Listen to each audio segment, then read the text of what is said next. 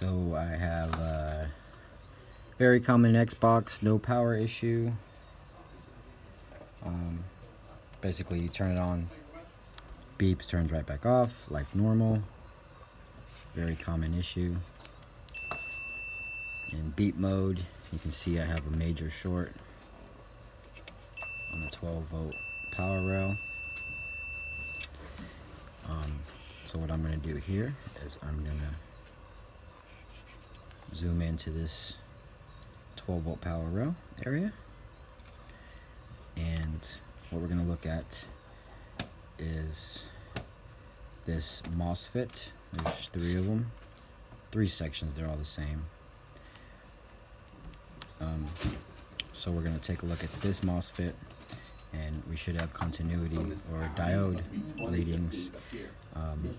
All 3 of these little circuits should be exactly the same as far as measurements and diode reading. So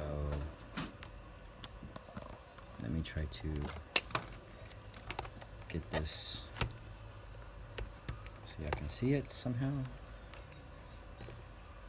I don't have a big enough camera. I'm alright. That's good enough. Okay, so in diode mode, what we're going to do is we're going to test the pin number 1, top far left, and this cap right here, the left side of it.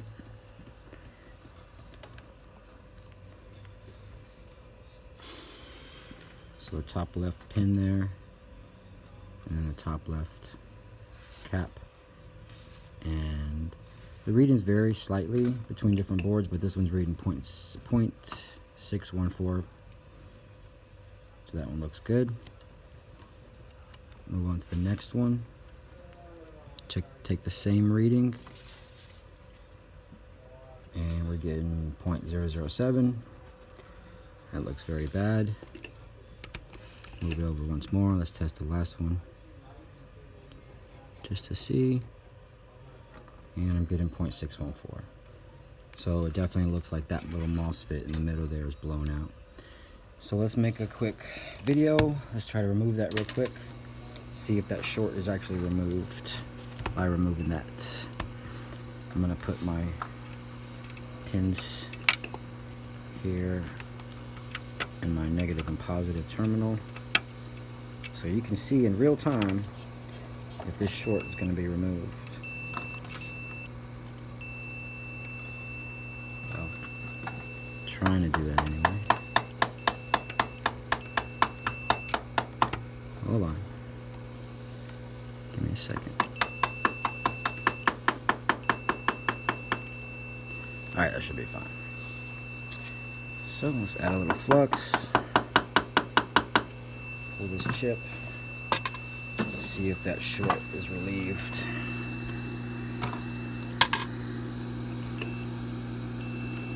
Okay. There we go.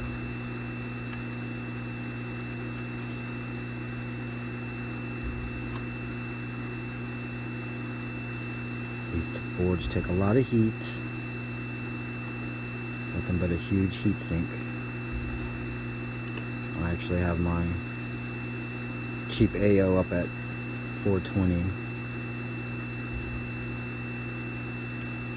It's probably a little too hot, but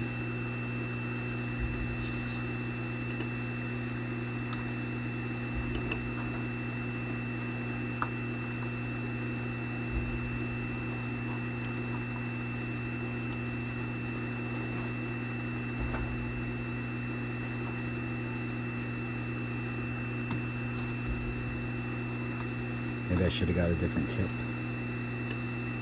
Smaller tip.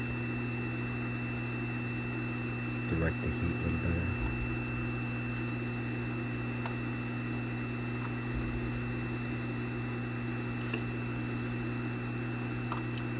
Come on.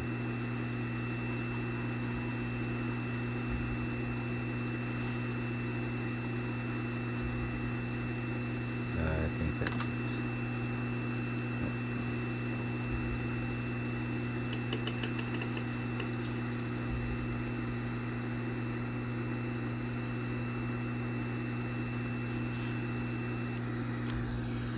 Aha!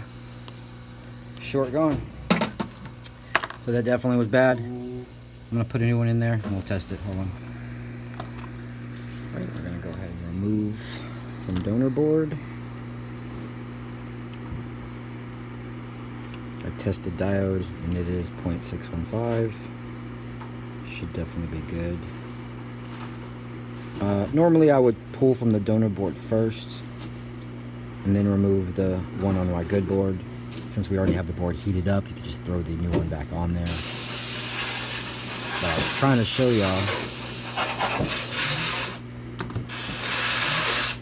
if I relieved that short by doing that, and I did. So, but normally I would do it twice back the other way. Pull from the donor, then heat up the original board. While it's still hot, put the good chip back on. No point in heating the board up twice. But I was just trying to show y'all that it did relieve the short there.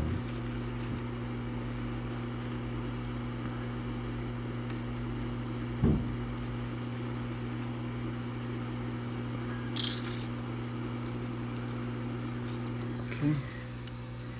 Got my donor fet. How do you not like the red one? Like a Boba Fett. Now, we may get lucky, we may not. This may fix it. May not. Do you not like the red ones? I'm just crazy. I separated them and do the red ones. I'm sure it probably will. I thought maybe they were different flavor. No, the blue ones So- have different Oh, flavor. did they? Yeah. Got my good board, or board that's bad. Put the little chip back in place.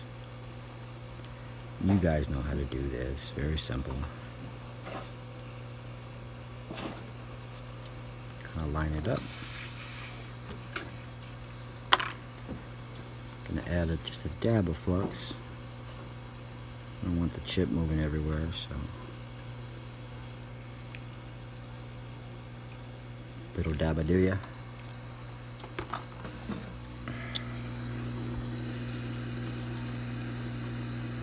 Hit it.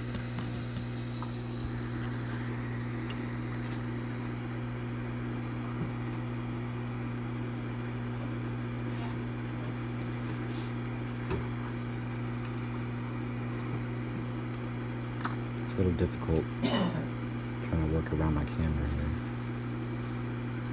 And that's why I don't like too much flux. Chip likes to float off.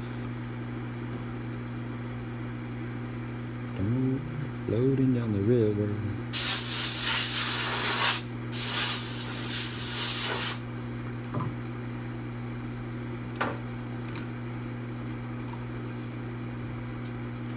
Come on, baby. Heat up.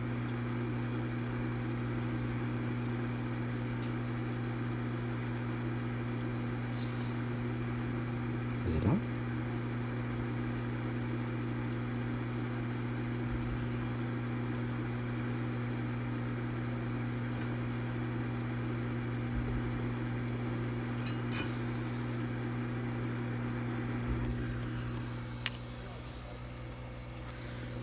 It's definitely not on.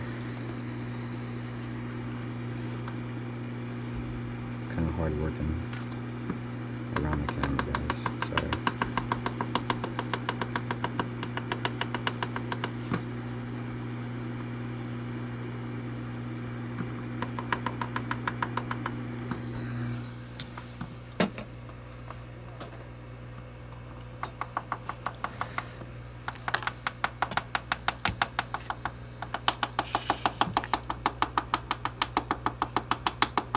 And it's on.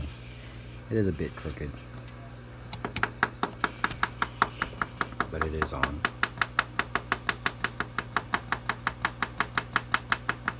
So I'll test it and I will let you know. Alright guys, so upon further review, it looks like I put my donor chip from the good board, it looks like I put that back on there and it was causing the issue. So I took it off, replaced it again, and now I'm having no issues. Everything's looking good. I can't show you my multimeter here, unfortunately. camera won't get it in the same shot. But once again, you're testing far top left leg and the cap right above it, the left side of the cap. And I am now getting readings of 686.606, 676, which is just about right. On these other ones, I'm getting 6.7, yeah, so 6.08, yeah. So, yep, looks like it's good. Let's come with me, and we shall see if we get power.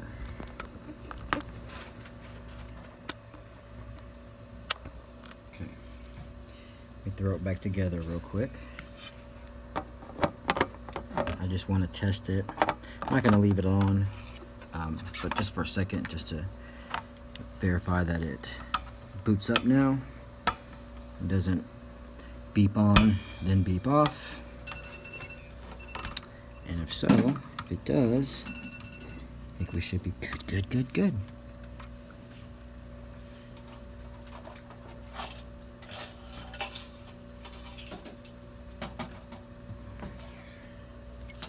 Excuse my mess. Just throw this in a test housing.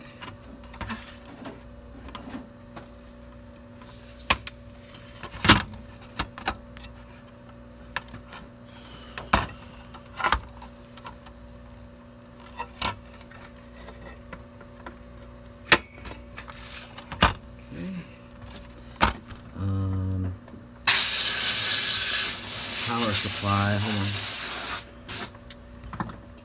Let me connect on my boards, my power board. Pull it out of this machine here. Put that in. Let me find a power supply.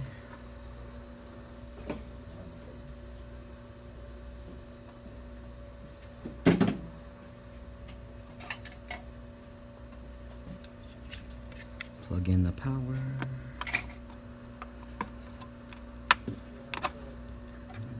Oh, crud. I bent those pins a little. I bent my power connector pin by just shoving my multimeter in there so I could show you guys the short being relieved, so I stuck them in there. That should be fine. Let's try again. There we go.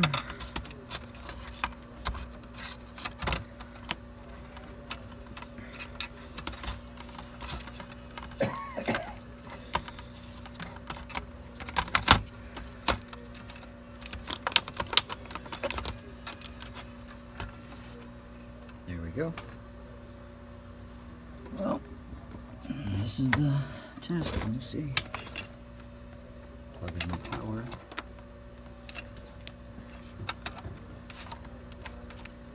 Power plugged in. Let's see what happens. Maybe we'll blow something else. Oh, looky there.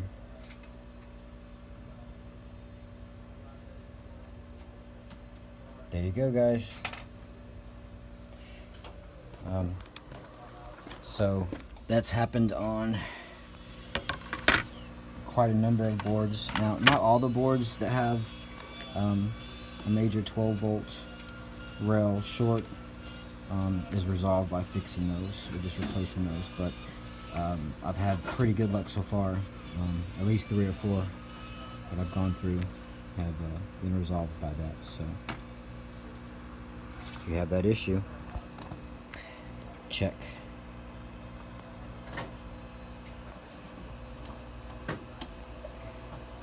What is that, Q932 or something?